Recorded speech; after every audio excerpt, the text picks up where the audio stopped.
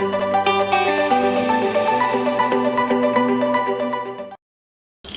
channel viewers, I'm DS, a psychologist, and welcome to another episode on channel NITT. So recently I got to know two different people who claim that they are ENTJs.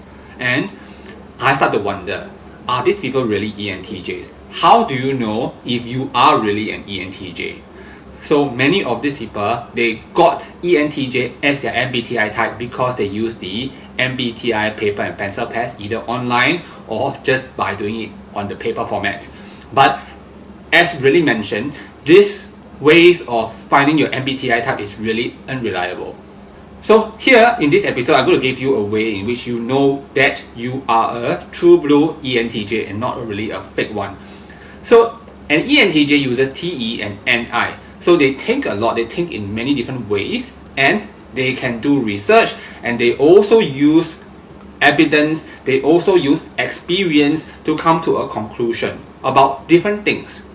So it is very likely that if you have very extreme, unconventional or otherworldly views of things, then you must likely be an ENTJ.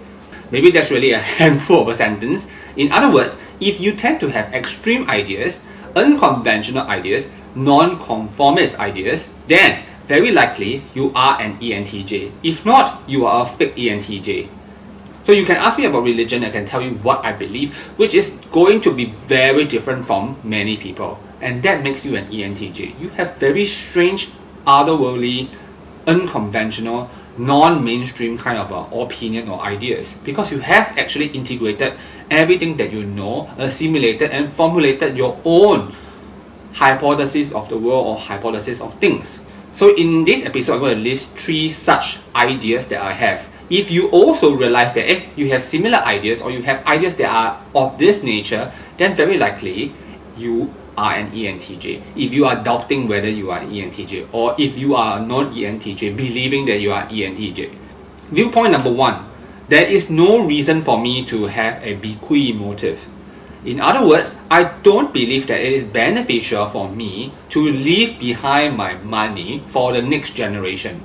So if your child is capable, or if your children is capable, they can feed themselves. They can manage to earn money themselves. They don't need your fucking money. My dad has never left behind a single cent for me. I made it out on my own. So I believe that children do not need to have parents' money, especially when parents die. So in this regard, I really scorn certain slogans by companies such as Patek Philippe. Patek Philippe says that you never really own a Patek Philippe. You are only safeguarding it for the next generation. Who wants to leave things for the next generation? They can save it for their own. They can buy it on their own. So frustrating, this kind of a stupid message. There's no such thing called heirloom. You earn it yourself. See, this is very extreme. A lot of people don't believe it. A lot of SJ types, they want to gather things and pass it from generation to generation. This is a very passé idea for an ENTJ.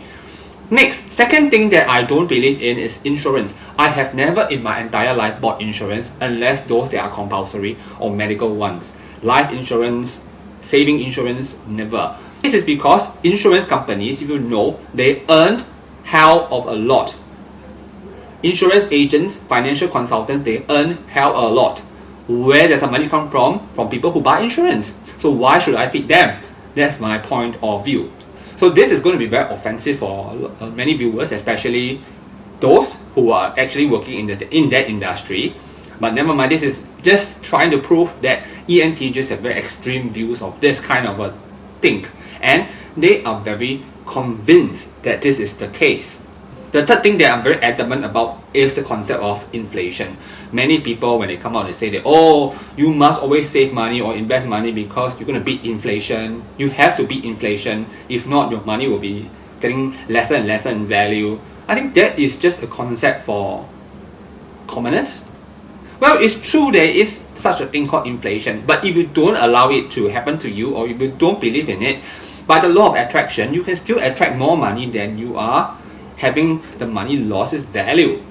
So as you can see, ENTJs think very differently, and many people, when they really think about the ENTJ's point of view, they can get very offended because it feels as if ENTJs are very derogatory, or condemning of other people, in which case it usually does.